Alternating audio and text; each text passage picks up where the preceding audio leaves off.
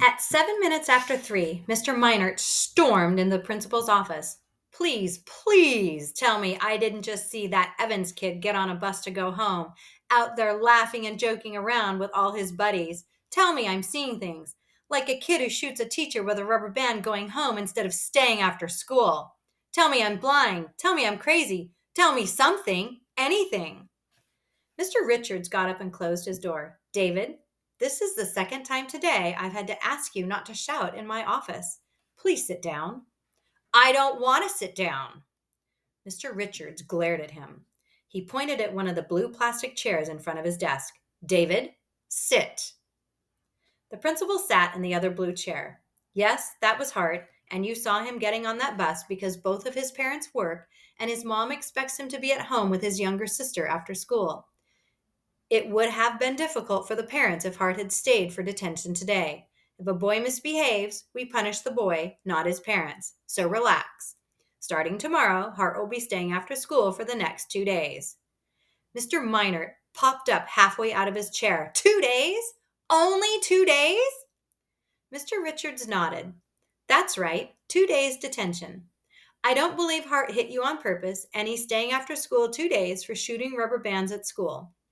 That's fair, and that's the end of it. So let it go, David. Do you understand me? Let it go. Or what? Asked Mr. Minert.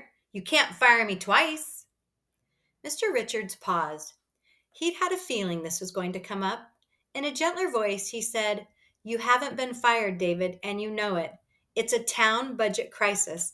All the schools are cutting staff. I told you that a month ago, and I had nothing to do with deciding that the art and music teachers would be the first ones to go. I know that losing your job is upsetting, but you cannot let your personal situation affect your behavior at school. My behavior? Mr. Minert made it all the way to his feet on that one. What do you mean, my behavior? David, sit down. I'm talking about this afternoon with Hart. You overreacted, and I had to ask you to let go of the boy's arm. Do you have any idea how big a problem that could have been for you and for this school district? What if you had made bruises on his arm? What if you had hurt his shoulder?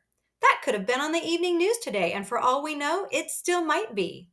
The kind of anger you displayed today was completely unprofessional. So that's the behavior I'm talking about.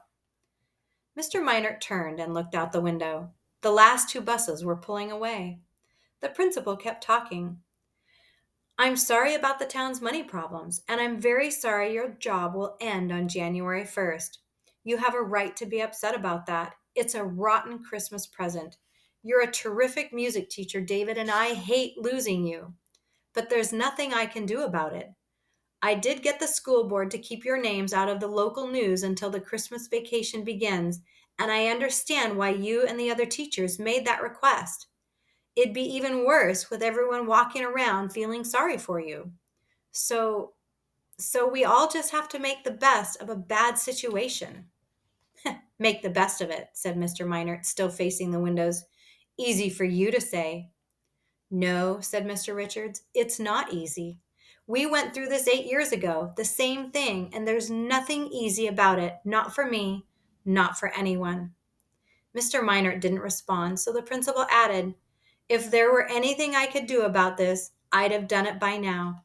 I'm still hoping the district can come up with the money we need before the end of this year, but that's a long shot. And if I can help with recommendations as you look for other jobs, you know I've got nothing but good things to say about you and your work. Mr. Minert just sat there, his face turned away. After an awkward silence, Mr. Richards said, Listen, we've got a staff meeting in 15 minutes and I've got to get ready. So I'll see you there. The teacher, the music teacher, stood up. I won't be at the meeting. Mr. Richards said, Oh, then I guess I'll see you tomorrow. Mr. Minert nodded and walked out of the office.